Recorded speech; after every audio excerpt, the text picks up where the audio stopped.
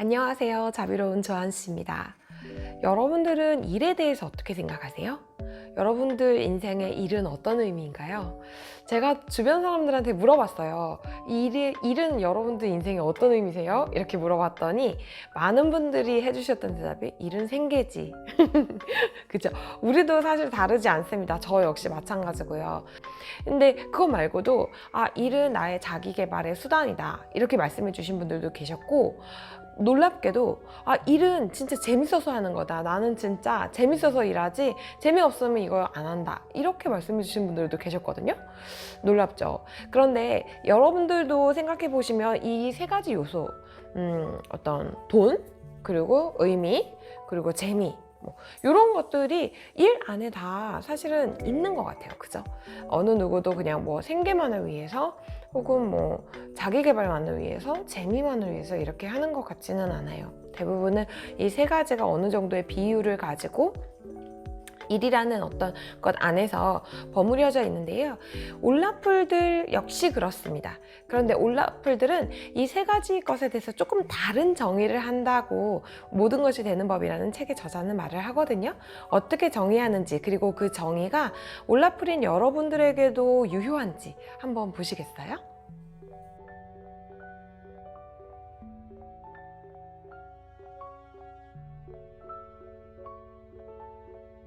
먼저 돈에 대해서 알아볼게요. 올라풀에게 돈은 어떻게 보면 일의 시작과 끝입니다. 일의 시작과 끝이라는 얘기는 어떤 거냐면, 올라풀의 가장 큰 특징은 호기심이 굉장히 많다. 그래서 올라풀들이 일을 하면서 수익이 생긴다는 것, 돈이 있다는 것은 이 다양한 호기심들을 해도 괜찮은 명분이 돼요. 그래서 제가 말씀드린 일이라는 것은 그냥 주업뿐만 아니라 올라풀들이 손대고 있는 모든 일들, 그 모든 일들을 내가 다양하게 해볼 수 있는 명분은 내가 지금 돈을 벌고 있다라는 것에서 오는 거예요. 그래서 그 명분을 만들어주는 게 바로 일이고, 돈이고, 그리고 그렇게 돈을 벌었을 때, 내가 일을 했을 때 그 결과물이 또 돈으로 돌아오잖아요. 그러니까 이 올라풀이 가지고 있는 기본적인 성향, 호기심, 이 호기심의 시작과 끝, 이 시작과 끝을 맡고 있는 것은 결국엔 돈이다. 돈은 이 호기심을 유지할 수 있게 해주고 호기심 어린 행동들을 할 수 있게 만들어준다. 이게 바로 올라풀들에게 돈이 가지는 제일 첫 번째 이유입니다.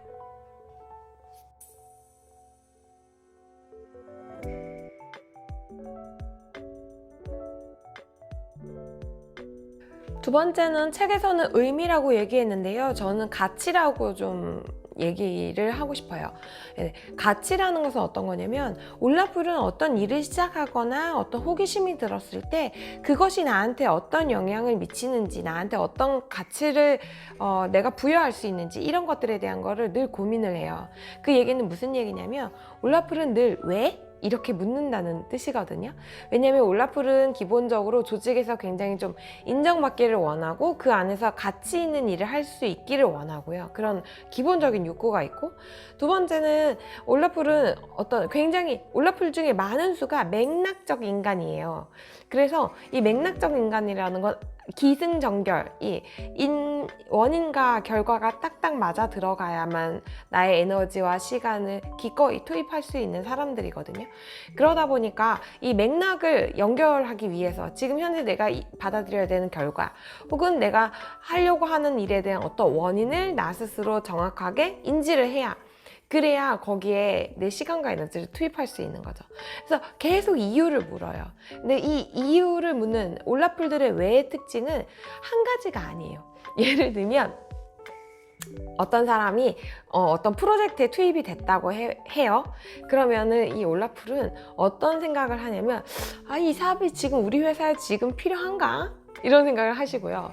그 다음에 내가 이 프로젝트에 지금 필요한가? 이런 생각도 하시고, 그럼 내가 이 프로젝트에서 이 일을 하는 게 맞나? 이런 생각을 하세요. 계속 왜? 내가 왜? 이 프로젝트가 왜? 이 역할이 왜? 계속 왜를 물어보는 거예요. 그래서 한 가지 일이라고 해서 한 가지 왜만 묻는 게 아니고 굉장히 여러 개의 왜를 묻고 그 여러 가지 왜에 대한 대답을 다 찾으려고 하는 게 올라풀이에요. 그 다음 두 번째 왜의 특징은 이 왜에 대한 대답을 반드시 굉장히 객관적이고 어떤 문서로 딱 이렇게 만들어낼 수 있는 그런 어떤 근거로서 판단하지는 않는다는 거예요. 올라풀은 기본적으로 호기심이 굉장히 많은 사람이잖아요. 그러다 보니까 호기심이 많다는 건 감각적이고 즉흥적이란 뜻이에요. 그러니까 감각적이고 즉흥적인 사람, 그런 성향을 충분히 가지고 있는 게 올라풀이기 때문에 이 왜에 대한 대답을 구할 때도 때로는 이거는 이러이러해서 필요하구나 라고 인지적으로 느낄 때도 있지만 굉장히 많은 어떤 경우는 감각적으로 느낀다는 거예요. 이건 해야 돼. 이거는 왠지 해야 될 것 같아. 이건 왠지 될 것 같아. 이거는 왠지 내가 배워둬야 될 것 같아. 라고 대답을 한다는 거죠. 이것도 굉장히 큰 감각적이고 즉흥적인 성향을 가지고 있는 올라풀들의 어떤 특징이라고 할 수가 있겠습니다. 그래서 올라풀들은 이 왜에 대한 이유를 스스로 찾음으로써 그거에 대해서 가치를 발견하고 그렇게 가치가 발견되면 더 이상 그것에 대해서 질문하지 않고 거기에 시간과 에너지를 폭발적으로 쏟아 집어넣어요. 그게 올라풀의 특징입니다.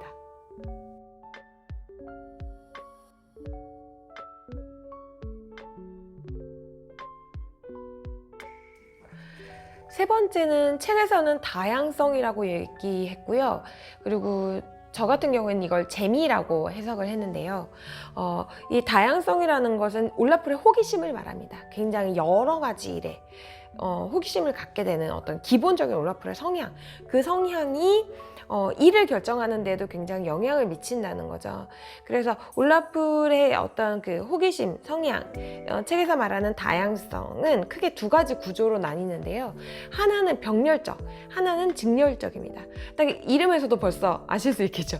자, 병렬적은 뭐냐면 같은 시기에 여러 가지 호기심을 가지고 가고 그게 일이 돼서 여러 가지 일을 하는 거예요. 전형적인 예가 전데요. 저는 이제 회사에서는 비즈니스 컨설팅을 합니다. 하지만 제 어떤 개인적인 시간에는 이렇게 유튜브도 찍고요. 그다음에 커리어 컨설팅도 좀 하고 그리고 강점 찾아주는 일 이런 일들을 하거든요. 그러면서 책도 쓰고 또 저자니까 저자로서 할 수 있는 어떤 강연 자리나 이런 곳에 기회가 있을 때 가기도 하고요. 그런 여러 가지 일들을 해요. 그러니까 그런 것들이 지금 한 시기 안에 동시에 일어나고 있잖아요. 이런 것들을 병렬적이라고 말을 합니다. 그럼 직렬적이라는 건 금방 아실 수가 있겠죠. 요거 하나 끝나면 그 다음 거, 요거 하나 끝나면 그 다음 거 이렇게 가는 거죠. 제가 아시는 분은 굉장히 자격증이 많으세요. 근데 그분은 어떻게 했냐면 화훼 자격증을 땄어. 그러면 그 다음에 갑자기 캘리그라피 자격증을 또 따고 캘리그라피 끝났더니 그 다음에 제빵 자격증을 따고 이렇게 해가지고 계속 오랜 시간을 들여서 자기 호기심을 쭉 충전해 가시는 거예요. 이게 바로 직렬적 구조예요. 그런데 이 병렬과 직렬 이거는 사람마다 혹은 시기에 따라서 달라요. 같은 사람이라도 이 시기에는 병렬적인 어떤 호기심 구조를 가지고 있었다면 또 다른 시기에는 직렬적인 호기심 구조를 가질 수도 있어요. 이거는 어떻게 보면 올라풀이 처해 있는 상황이나 혹은 의사결정 과정에 따라서 조금 다를 수 있겠죠. 하지만 병렬적 혹은 직렬적 구조를 가지게 된다는 거예요. 모든 것이 되는 법의 저자 에밀리 와프닉은 호기심이 통제되지 않았을 때 오는 현상을 다음과 같이 말했습니다. 다양성이 너무 적으면 지루하고 짜증나며 불안하므로 우리는 자신이 누구인지를 폭넓게 표현할 수 없다. 반대로 다양성이 너무 많으면 우리는 원하는 만큼 진전이 되지 않기 때문에 압도당하고 좌절한다. 네, 에밀리 와프닉이 지적했던 것처럼 내가 가지고 있는 호기심을 얼마나 나의 상황에 맞춰서 잘 통제할 수 있느냐는 올라풀이 성공하기 위해서 가져야 되는 가장 핵심적인 기술이에요. 사실은 제가 바로 전편에도 통제력에 대한 이야기를 잠깐 했었는데요. 오늘 제가 말씀드리고 싶은 가장 핵심은 바로 이 통제력이에요. 자, 통제를 한다면 그 통제하는 것에 대한 대상이 있겠죠. 어떤 것이 대상이냐면 시간과 에너지예요. 시간과 에너지를 통제를 하는 겁니다. 자, 시간과 에너지를 통제하는 것은 어떻게 통제를 해야 되냐면 결국에는 시간이 얼마나 길어지느냐에 따라서 에너지를 그만큼 투입하는 게 되고 시간이 어느 정도 통제가 되면 에너지도 어느 정도 사실 통제가 돼요. 그래서 일단 시간을 1차적으로는 시간을 통제하는 게 굉장히 중요한데요. 시간을 통제하는 제가 하는 가장 유용한 방법은 모두에게 아닐 수도 있어요. 제가 하고 있는 가장 유용한 방법은 모드를 바꾸는 일입니다.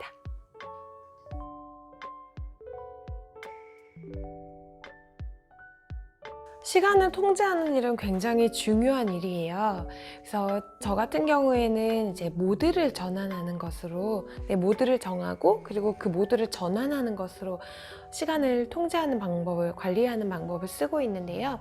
예를 들면 이런 거예요. 저는 이제 두 아이의 엄마이기도 하고 그리고 회사에서 일을 하기도 하고 또 개인적으로 코칭을 하기도 하고 글을 쓰기도 하고 이렇게 하기 때문에 유튜브도 하고요.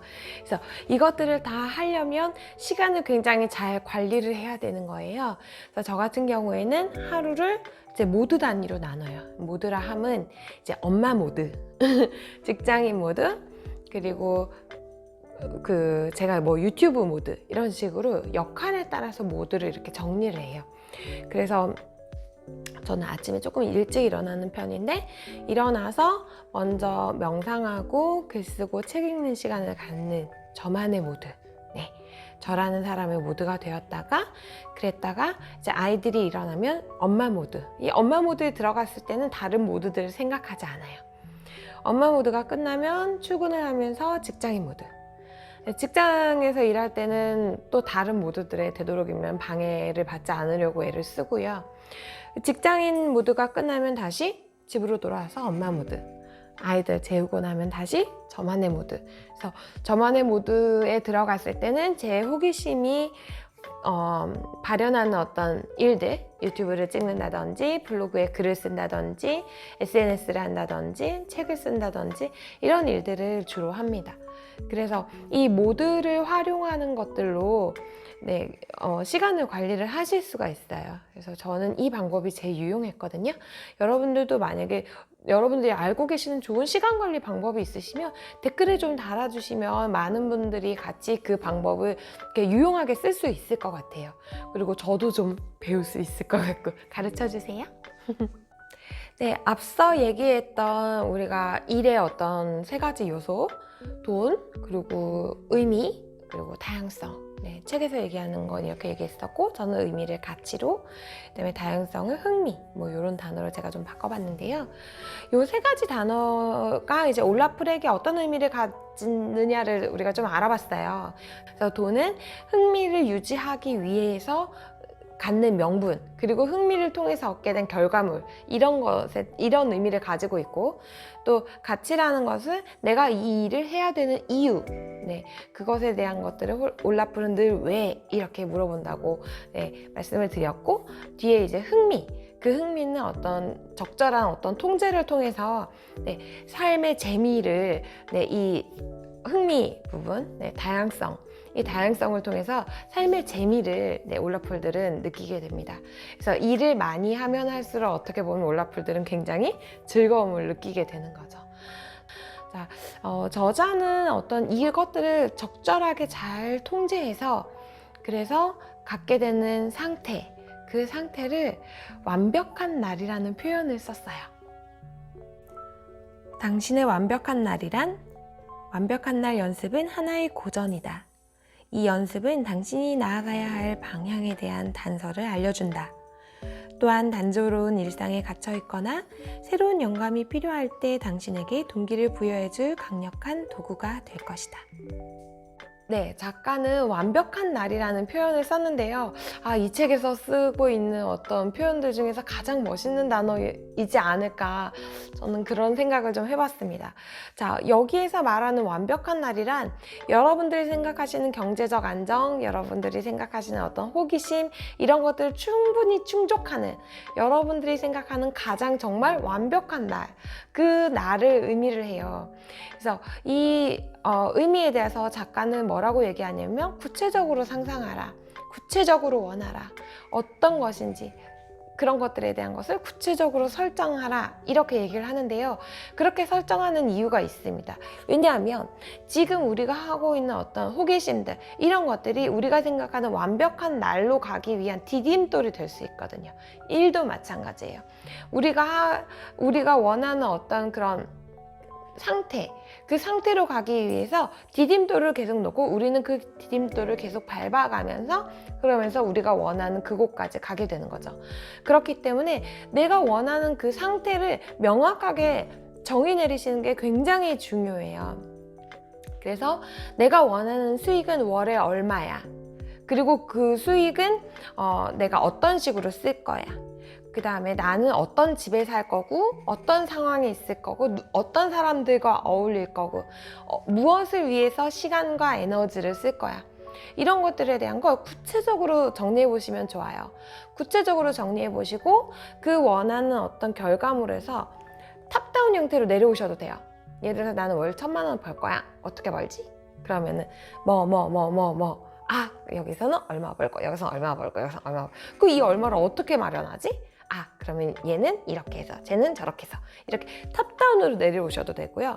반대 방법도 있어요. 바텀업으로 올라가실 수 있는 방법도 있는데 이거는 내가 정한 그 완벽한 날, 그 날을 위한 도구들을 앞에다가 늘어놓고 그 도구들 중에서도 유효한 것들을 밟아가면서 거기까지 가는 거예요.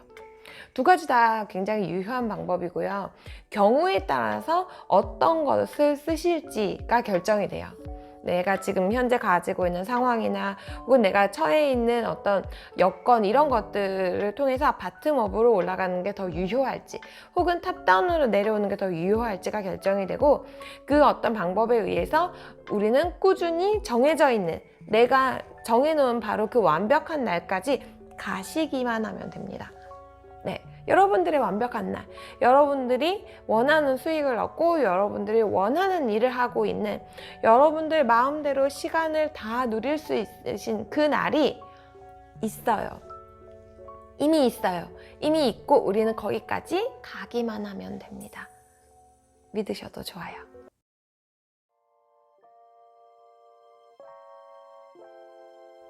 자비로운 조한 씨였습니다. 여러분들하고 앞으로 더 재미있고 더 의미 있는 콘텐츠로 함께 할 수 있었으면 좋겠고요. 다양한 경로에서 여러분들과 만날 수 있기를 희망하고 있습니다. 열심히 노력하겠습니다. 오늘도 좋은 하루 되세요. 영상 시청해주셔서 감사합니다. 안녕.